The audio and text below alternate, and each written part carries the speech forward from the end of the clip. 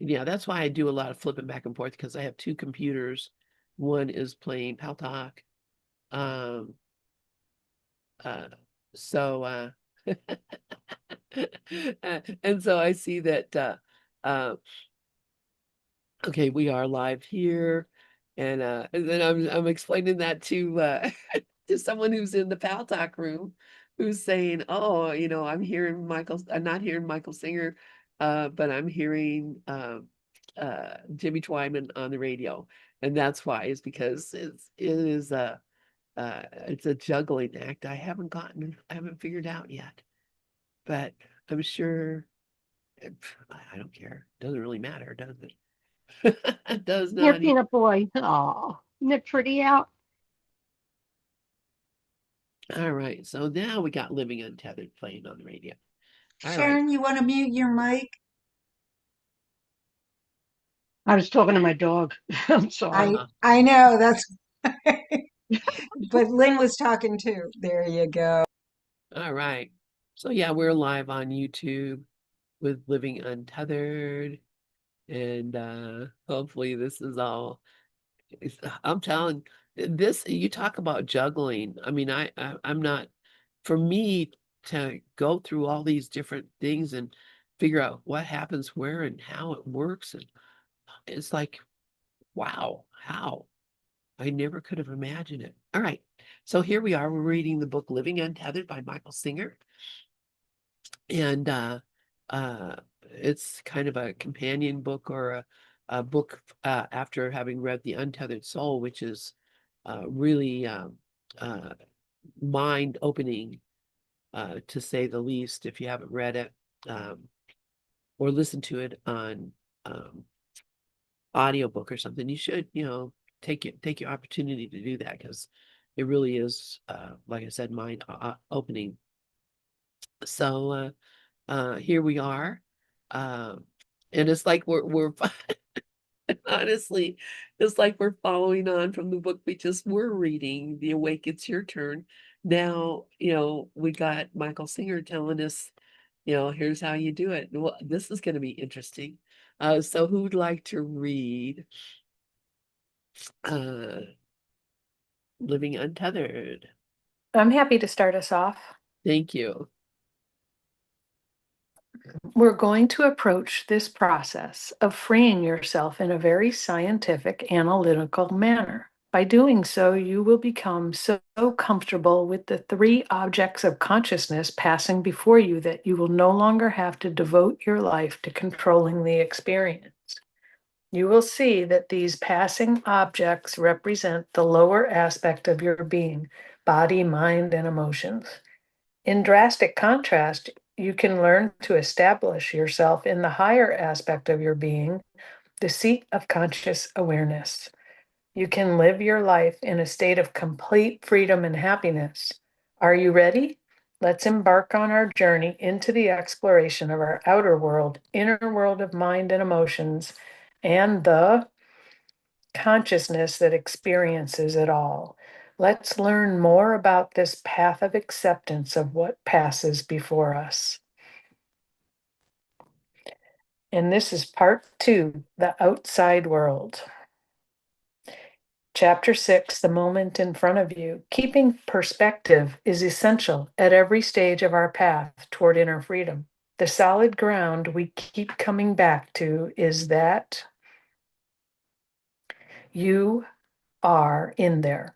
You know you're in there, and you've always known you are in there. But you don't focus on the fact that you are in there because you're too absorbed in what is going on both inside and outside of you. You get lost in the objects of consciousness instead of focusing on the source of consciousness. Spiritual awakening is about untangling consciousness from the objects of consciousness. To do this, it will help tremendously to understand the nature of the objects of consciousness you deal with each day. We begin our exploration with the outside world. What you receive in through your five senses is a significant. Sorry, a phone call just came in. I'm going to have someone else take over reading, please. I Okay, can I'll read. do. Oh, good. Thank you, Marcy. Mickey. Okay, we begin Mickey, our, Marcy, it's all the same. yeah, it's just the M names.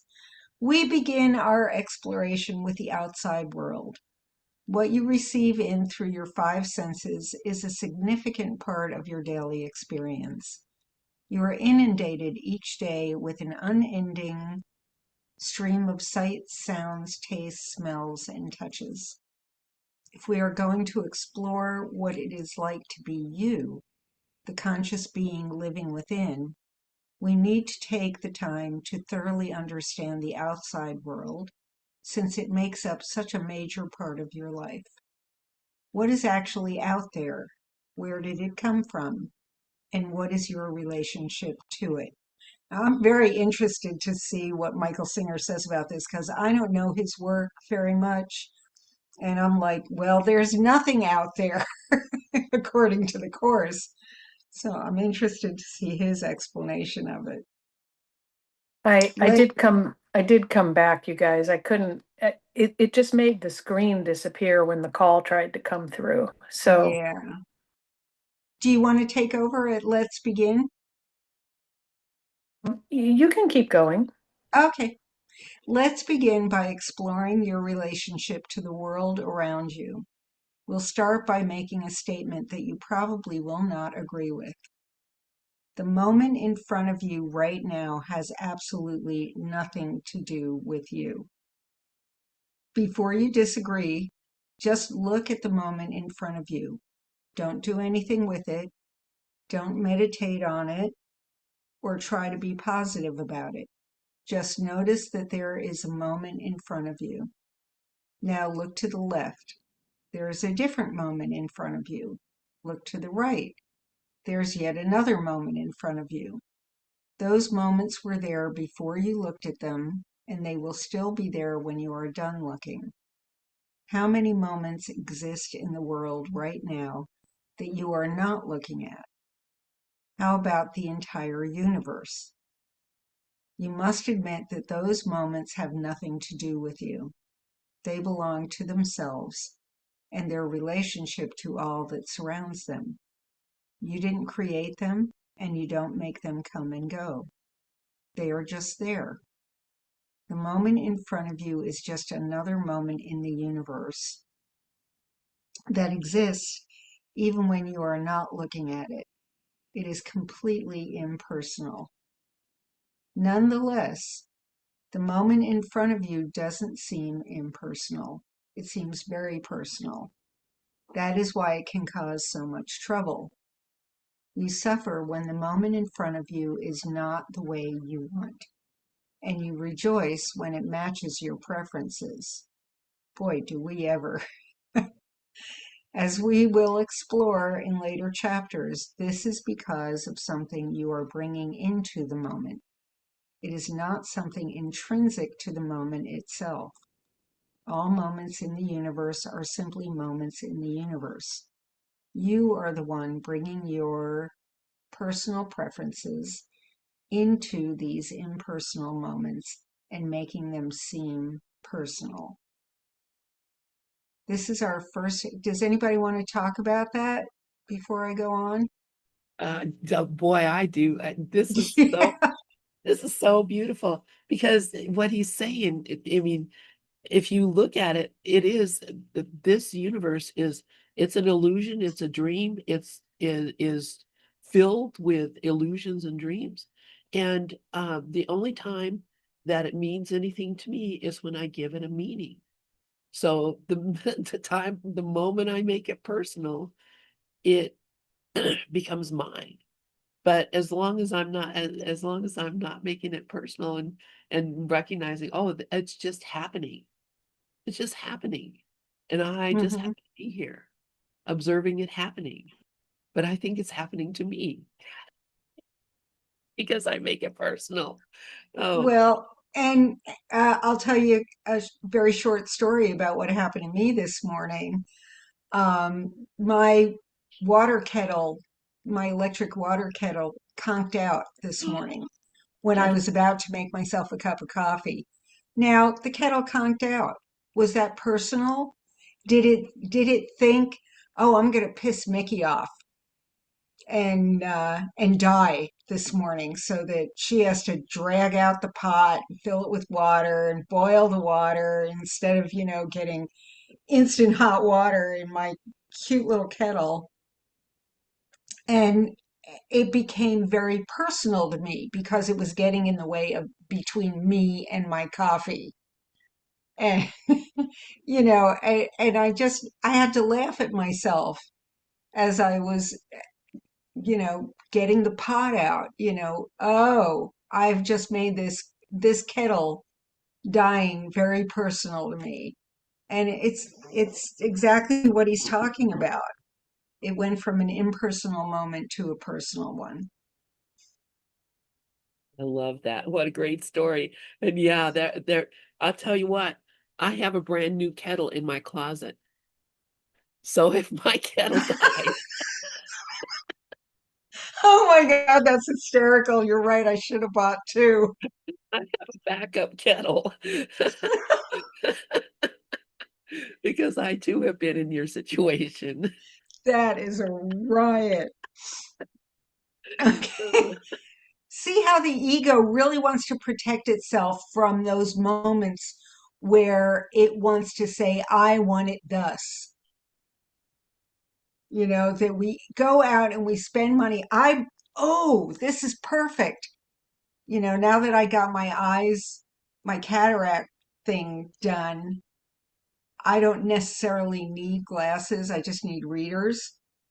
I could get them if I wanted to. But I went out when I bought my last pair of frames and I liked them so much that I went on eBay to find another pair of frames because they were discontinued so that I would have an extra pair just in case the first ones ever broke. Well, Yes. now I've had those glasses for like 10 years. I'm sick of them. So now I've got two pairs of frames if I want to go get that very mild prescription filled.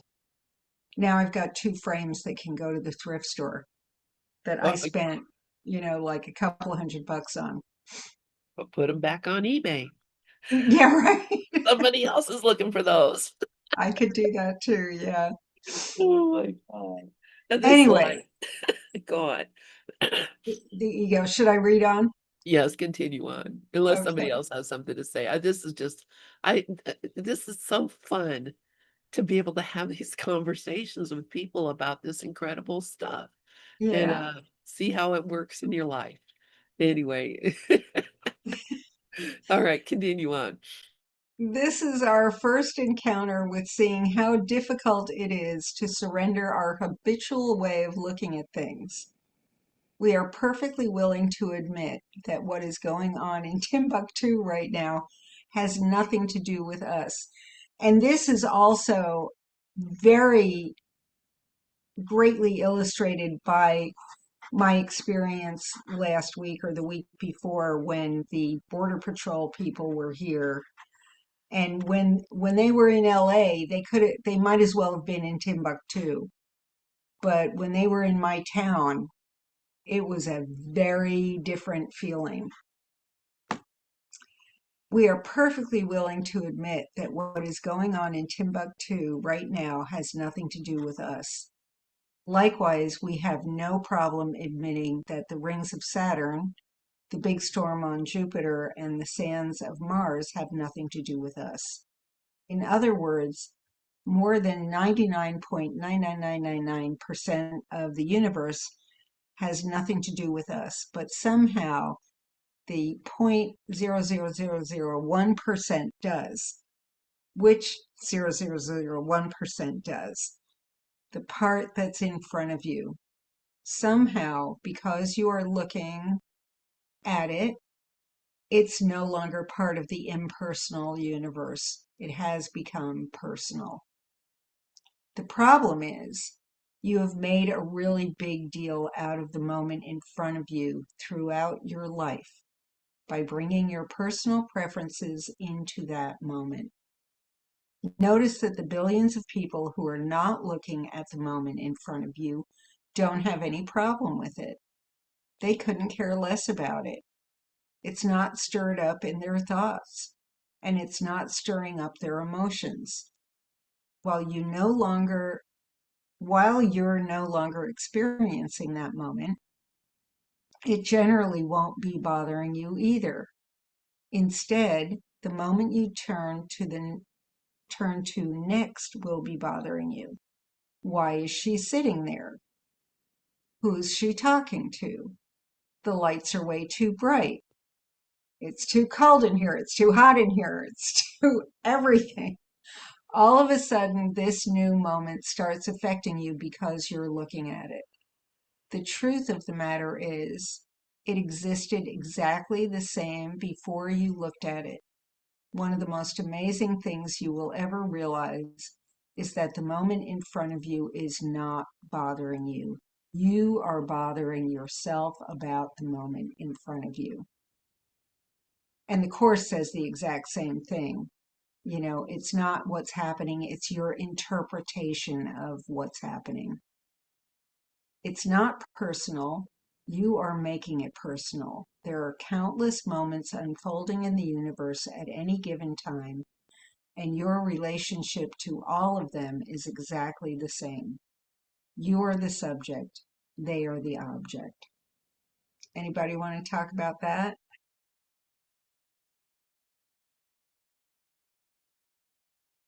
Oh, sure, of course I do.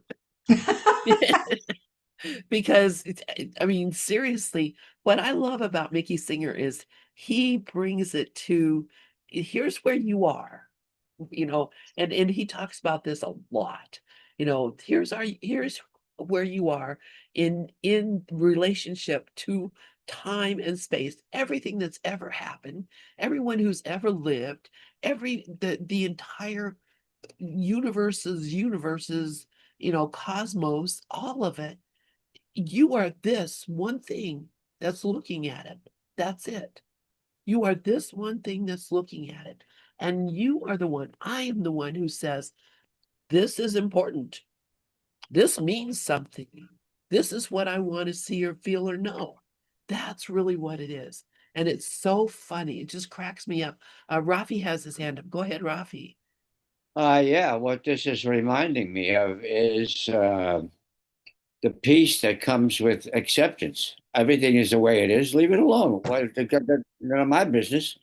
And if the peace cannot be disturbed at all, that imperturbability, that's exactly what is, and that's the goal. In other words, but yeah, that's what keeps coming out of me. I'm looking at this stuff, and it's just, well, it's just a picture out there, and it's going to be whatever it is, and that's fine with me. My job is to wake up. Yeah, I got something more important to work on, and that waking up has to do with that imperturbable peace that comes from nothing out there bothers me. It's just the way it's supposed to be. Look to the left, fine. Look to the right, fine. It was that way before. It's going to be that way later. And again, impersonal. And it was just a great reminder. Thank you. Singer is one of the guys I refer to every night. So this is not news to me, but to be reminded of it is great. Thank you. Thanks, Rafi. Always good to hear from you. All right. Once you realize this truth intellectually, it still won't look that way in your everyday life. To help, let's take a field trip out to Fisherman's Wharf in San Francisco, overlooking the beautiful Pacific Ocean. And I've been there. While you're gazing out there, ask yourself whether what you see in front of you has anything to do with you. You see waves, you see spray, you see seals. You may even see some whales or sea lions. That just happens to be what is unfolding in front of you at that moment. If you if you had come on a different day or even a different hour, what you'd see would be quite different. But this would not bother you. It would only bother you if you came to the warp with some personal preferences. I want to see a whale. I want to see the giant waves people told me about. With these preferences, you will have a very different experience than someone who simply came to see what the Pacific Ocean looked like that day. One person can simply enjoy the experience. The other has to struggle to make the experience match their personal preferences. In the case of the ocean, it is not difficult to see that the moment before you has nothing to do with you, and you have the right to simply enjoy the experience. Because you don't generally identify yourself with the ocean, this is easier to do than with the rest of your life. But let there be no doubt, your relationship to what is in front of you is always the same, whether you are looking at the ocean or at your life. These moments are just what happens to be happening at that particular time and place in the universe where you happen to be standing. None of it is personal, but since you seem to take the moment in front of you so personally, let's continue our exploration of the outside world by looking at where that moment came from and why it is the way it is. And I'm going to pass to somebody else to read.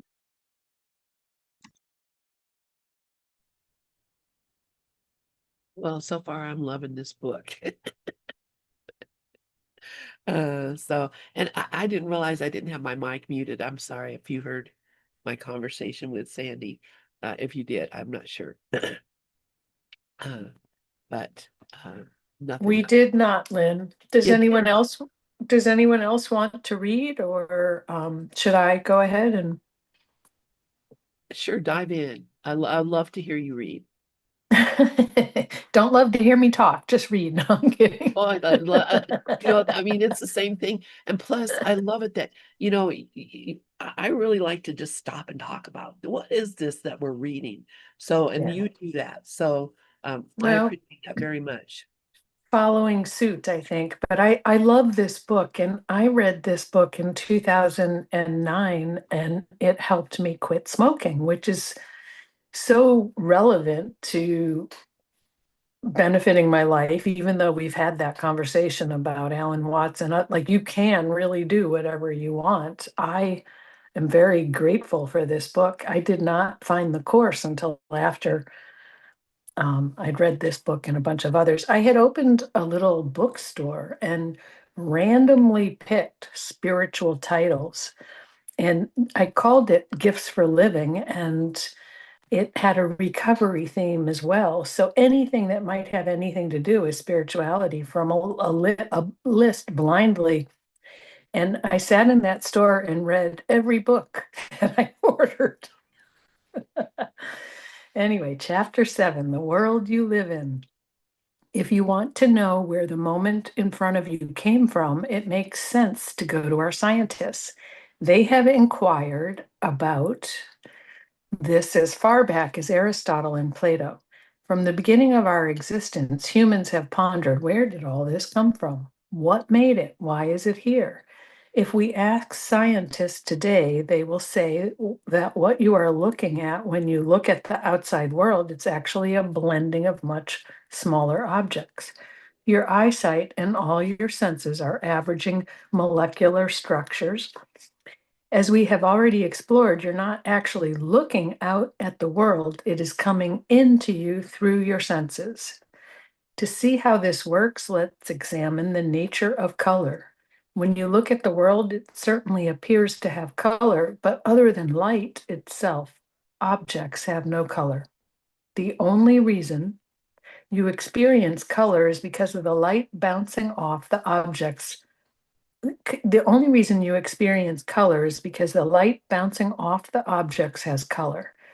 You see this when examining a prism. If you shine light through a prism, you'll get different colors.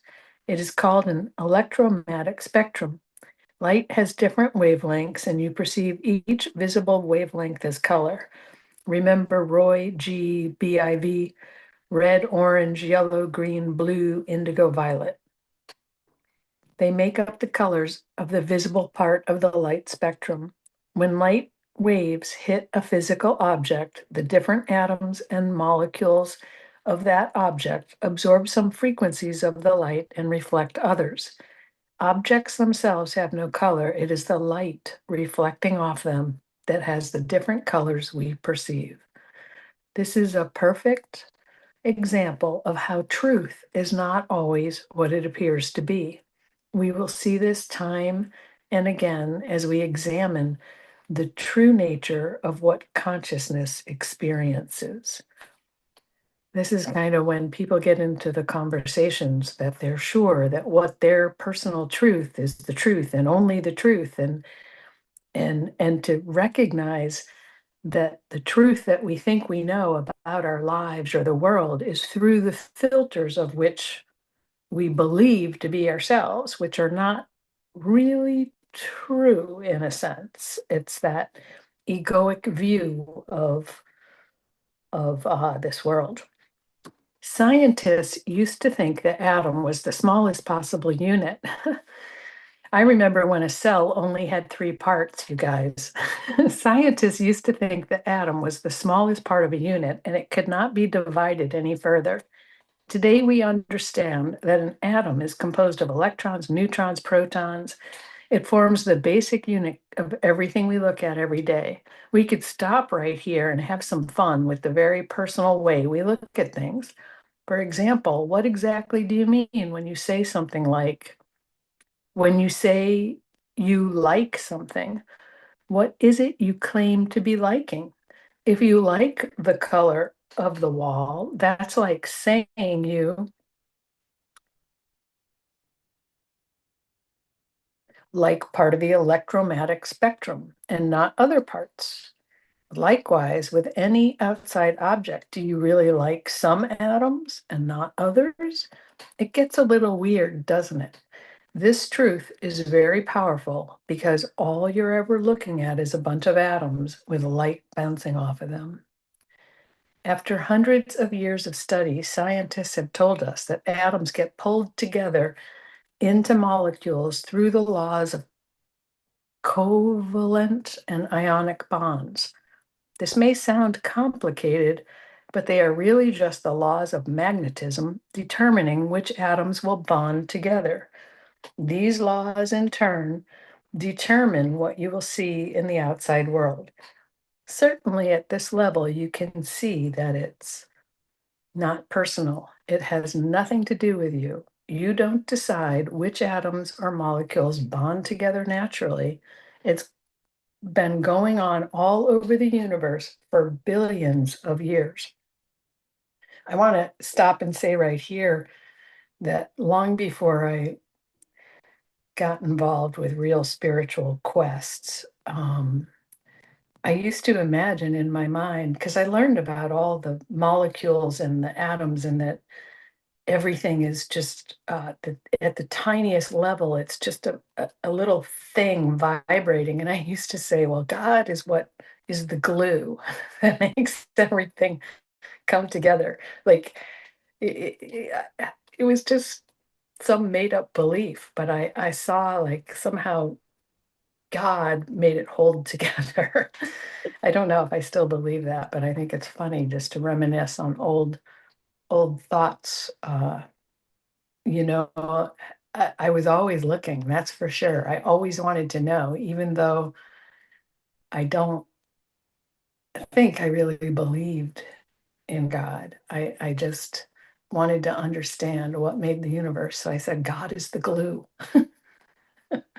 You know what? That's very funny because I think back to when I was younger, and I spent a lot of time in Boulder, Colorado, at a time when there was a lot of stuff going on, and we used to go at night, go up into the hills, and look at the stars, and get high and talk about you know, that the everything like oh, you know what, because the way atoms are, we might be a particle that's in the middle of a leg of a chair of a giant being in another giant universe, and we're just this tiny little thing here. And I mean, we would go on all kinds of philosophical quests about what was going on in the universe, but always, always, always God was involved.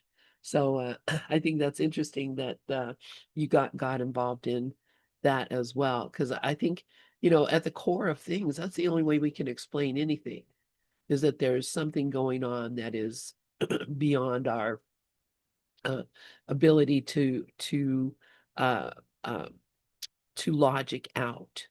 And of course, he's talking about protons and electrons, and I mean, there's way more particles now. They've discovered, all sorts of other particles that are making up those particles. So I bet you, if we came down to it, we would come to a place where there's way more particles making up those particles, because it's all basically energy, and it's energy that is coming together to form this apparent world. But of course, we all know it's an illusion. So I mean, that's why uh, it's all made up. Dove, yeah, please go ahead. Hi, everybody. I think I found an article on TikTok just yesterday. This woman talks about electrons, and she says something that's really, even though she didn't mention anything from the course, is right out of the course. She said, for centuries, the electron was seen as something with a negative sign, the proton being the positive sign. I said, now they realize that it needs the contrast so that the electron's light can be seen uh, with the negative. So the course does this exact same thing. Holy Spirit needs contrast to teach, because you need the dark in order to see the light.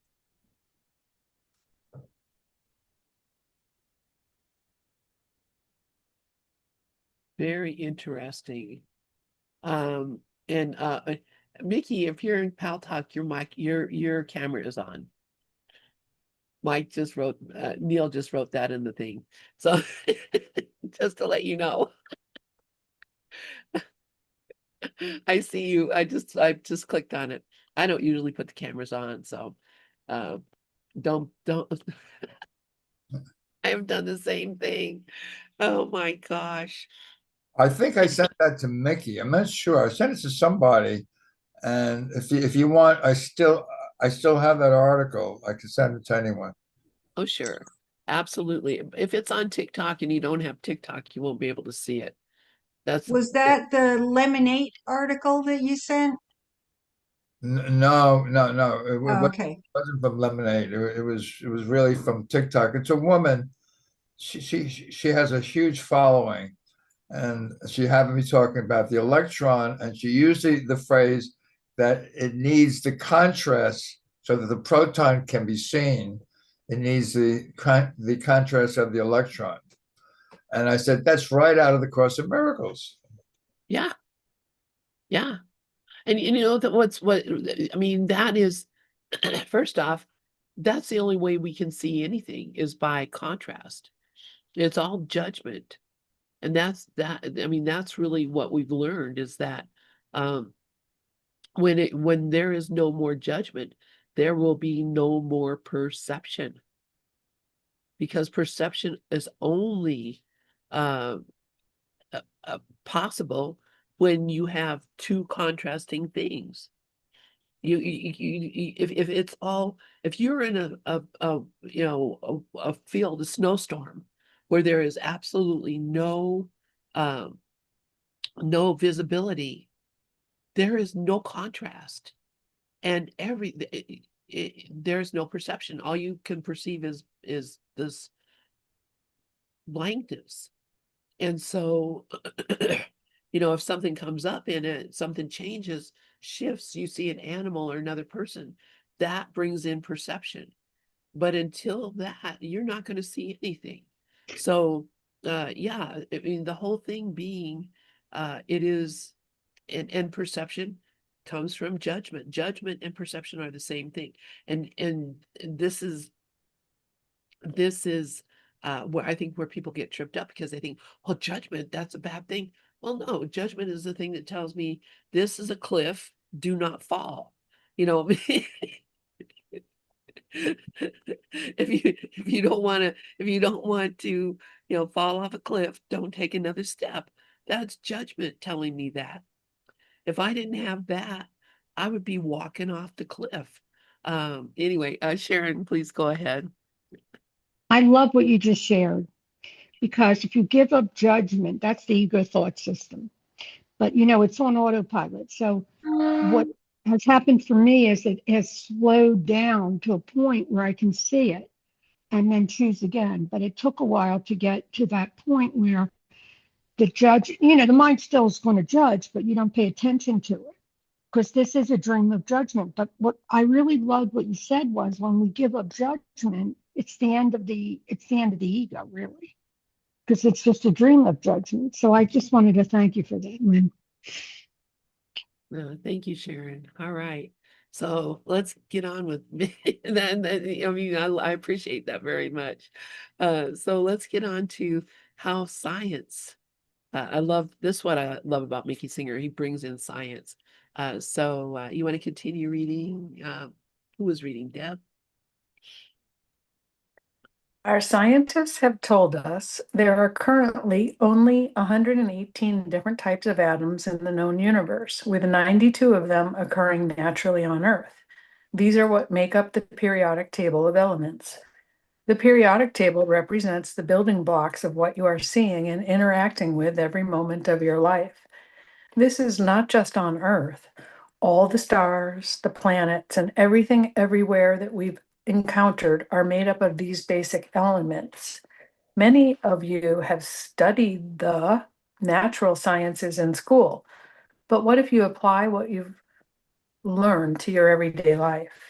What's in front of you is simply the accumulation of mass amounts of atoms being pulled together by the laws of nature. It's all just science. Nothing is personal. Becoming personally offended by the flow of atoms as they pass by you is so illogical. Why would you get upset because of how a bunch of atoms join together? Don't worry, before we're done, we will have fully explored the phenomena of getting personally upset over a bunch of atoms, like a tea kettle. From here, it gets really interesting because the question becomes, where did atoms come from? Now we're inquiring about the origin of matter. Understanding where the atoms come from can give you a sense of your place in the universe. All that's happening in your daily life is your consciousness is looking at electrons, neutrons, and protons that have pulled together to form atoms and molecules. Since this is the world you live in, let's take time to explore where it all came from. Understanding this has the potential to alter your life, your entire view of life.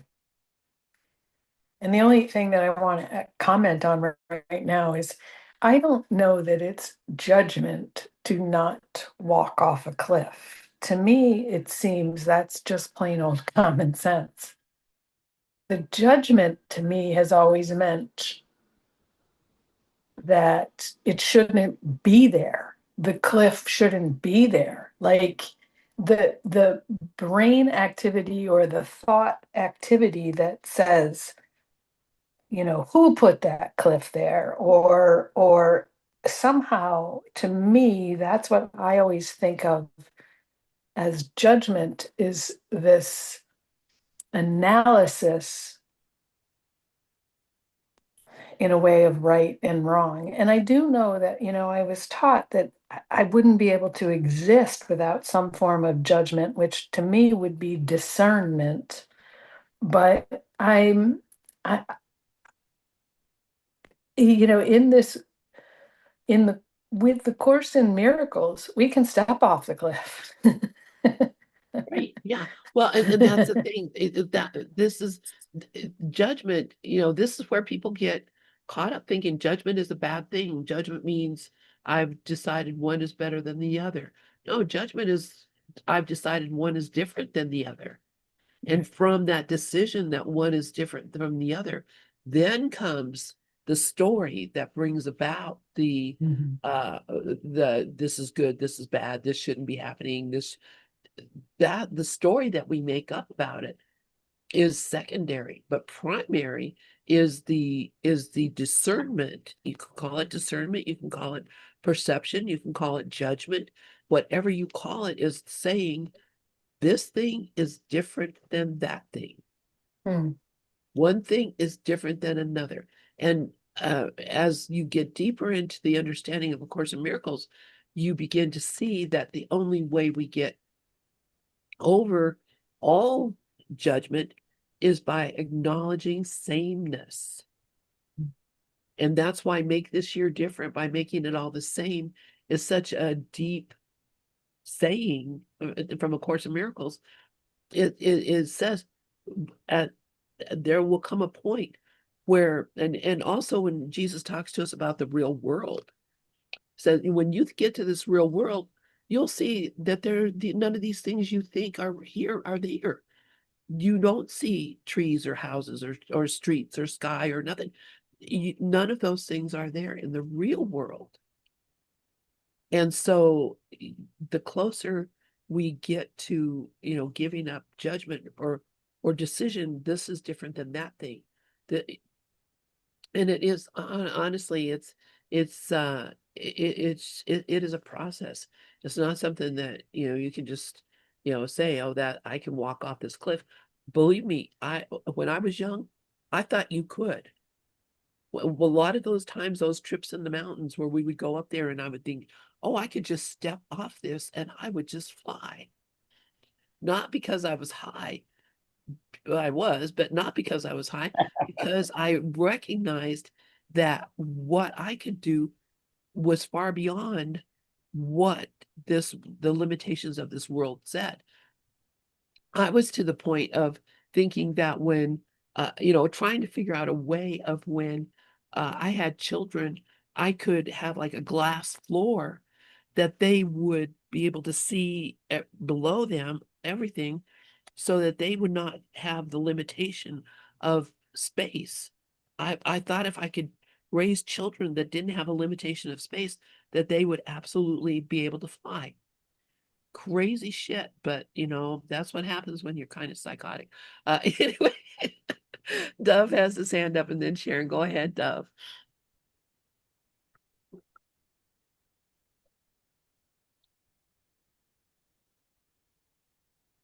If you're speaking, you are muted.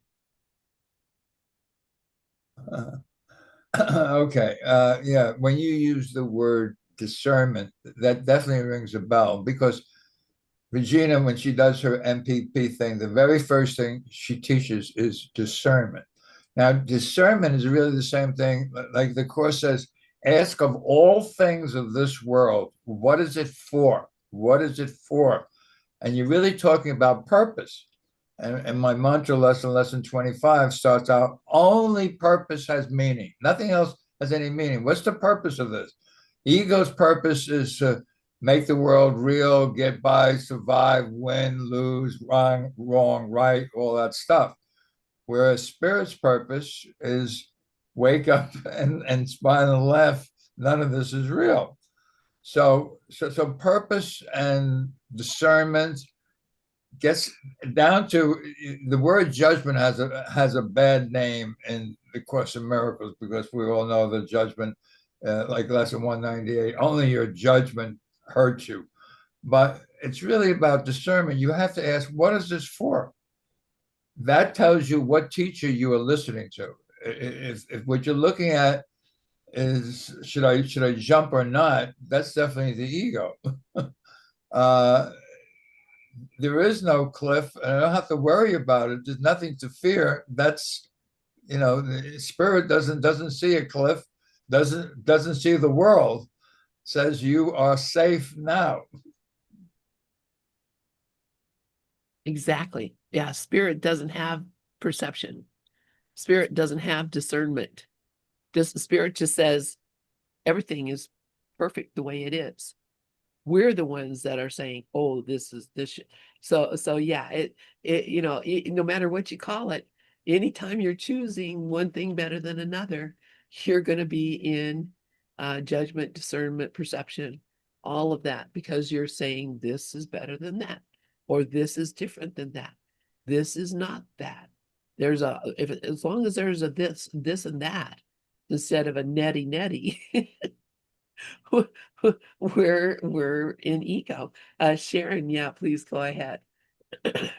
When you were talking about the real world, this is what my interpretation was of the real world.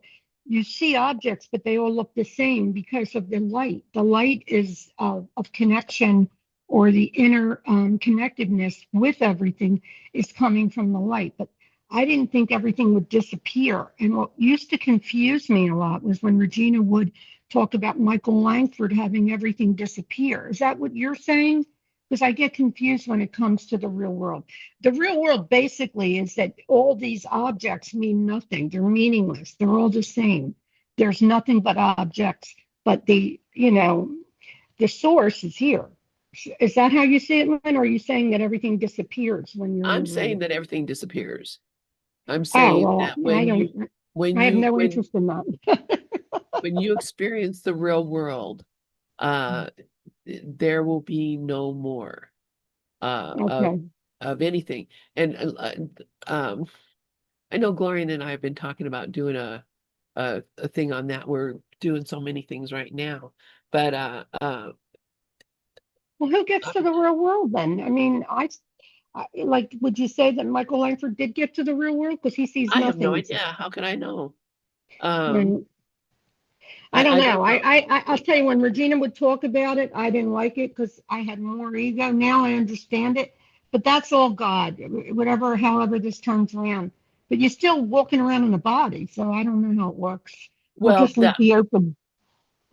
that may or may not be so. Because Oh, I don't know anybody. Well, um, yeah.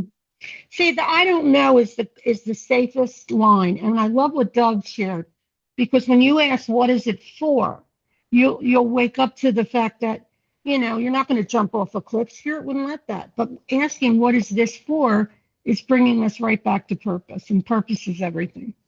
But I just didn't know what you were saying, because I kind of would get confused, because she talked about it all the time, how she wanted to. She didn't use those words, Regina, but she would just say, "I want to just disappear like Michael Langford." And I didn't know. That's all. yeah. Well, I think it's something that we really need to explore, and where it's in one of the lessons. I'm looking for where it talks about. Uh, let's see. All right, here we go. I'm just going to put this up. It's in chapter 13, section 3, the attainment of the real world. And I see Rafi has his hand up. I'm gonna go ahead and put this up, and go ahead, Rafi. Yeah, one of the things that I've been doing to try to make, because the mind, how many times you've heard the finite can't understand the infinite, is to look at the universe as the infinite, as a sample of the infinite. Now, what goes on in the universe? Well, there's this planet that had, like, all the planets are there, and they're spinning around. And on this one, we know that there are these objects that we call people, who are all interacting with each other. And then you got the other planets, and then you got stars, and then you got comets, and then you got black holes, and but the universe doesn't do it. It's just there, and all this stuff is going on in it, and it has no effect on anything. And when I saw that, I realized, well, then this universe is so, if the love that radiates through it is what allows all of this activity to go on, and doesn't, and none of it is bothering the infinite universe itself. It's just there. There is no time. It's always eternally now. And it supports all of that stuff with this incredible love that is beyond comprehension. And when I saw that, and when I saw it that way, it helped me put into perspective the vastness, the oneness of our infinite omnipresence. Because ain't nothing out there. How many masters have said this? Everything out there is a mental projection. And so therefore it has no substance. But the paradox is that there are lessons to learn. And the only things that are paradoxes are real. So that's what came up to me, and I just thought I'd pass that along. Thanks. Thank you, Rafi. Yeah, and that, I mean, that's it, coming to understand your place in this, what it is. I brought this up, and it says the same thing in several places in the course, but I think this is a really good explanation of the real world. This is from text chapter 15, chapter 13, section 7, the attainment of the real world. It says, sit quietly and look upon the world you see and tell yourself, the real world is not like this. It has no buildings and there are no streets where people walk alone and separate. There are no stores where people buy an endless list of things they do not need. It is not lit with artificial light, and night comes not upon it. There is no day that brightens and grows dim. There is no loss. Nothing is there but shines and shines forever. And then he says, the world you see must be denied, for sight of it is costing you a different kind of vision. You cannot see both worlds, for each of them involves a different kind of seeing and depends on what you cherish. The sight of one is possible because you have denied the other. Both are not true, yet either one will seem as real to you as the amount to which you hold it dear, and yet their power is not the same, because their real attraction to you is unequal. Excuse me. And I know we're past our time, so I'm just going to, kind of push it through. I think that, this is something we really want to look at, because as he's describing here and other places in the course, in the real world, there's nothing. None of these things we see. And so he's telling us, just sit quietly and look and say, the real world is not like this. There's no room where I sit on a chair and talk to a computer. There's no world in which I'm a separated being from all other beings. There's no universe that is a amalgamation of billions of worlds. None of that exists. The only thing that exists is light that shines and shines forever. No buildings, no trees, no nothing. Just light that shines and shines forever. So that's, when we talk about the real world, this is, I don't think Course in Miracles groups talk enough about this, because this is what we want to get to. Do you know what your goal is? Do you, yes, inner peace, good, fine. But your real goal is to get to this place where you see no differences, where there is nothing, no need, no nothing. Nothing I see here means anything. It's to get to lesson 1. That's what we're here for. That, Bob, by the way, I finished your book. That was the point. I'm sorry to say it. I don't want to be a spoiler, but I see that very clearly. Anyway, anybody else have any comments before we go on to um, the next group? I'm going to go ahead and close this down. Thank you all for joining us, and please, of course, click the like and subscribe if you like us. If you think we're just a bunch of nuts, we'll go find something else. But you'll be back. Anyway, Love y'all. I'm gonna